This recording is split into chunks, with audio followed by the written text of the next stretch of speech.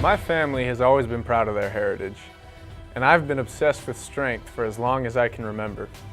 So it was no surprise when my brother and I picked up the Highland Games 10 years ago.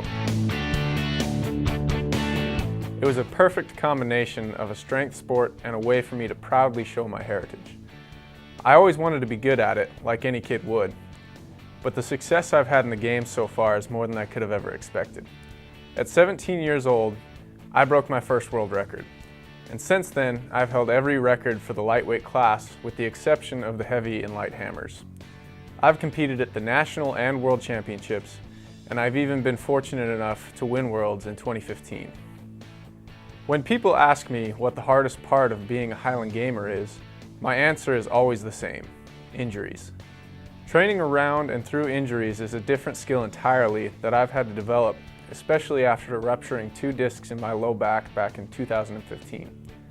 I've had to adjust training, change the way I warm up, and even remove certain movements from the gym entirely. A lot of people have told me that I'll regret it when I'm 50 years old and in a wheelchair, but I guess everybody's priorities are different. Maybe I will be in pain when I'm older, I may even be due for some surgeries, but to me, it's all worth it. I heard a quote once that drives me through injuries, and the fear of what my body may be like when I'm old.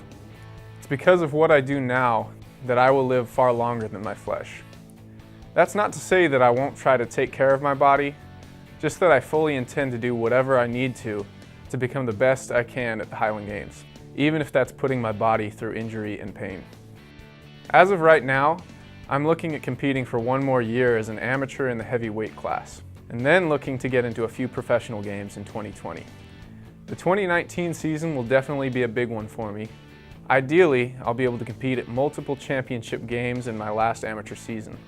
This should help me get a name and some recognition, which would help tremendously in getting the invites that I need to have a successful transition into the pro class in 2020. Though I've worked hard for all my success, I wouldn't be the athlete I am without the support from my incredible family, as well as the best mentor in the business, Ryan Stewart. Between my family showing up to watch and support me at every chance they got, my brother being the best training partner I could ask for, and Ryan teaching me just about everything I know about strength in the Highland Games, I can barely claim credit for even a fraction of the success I've had.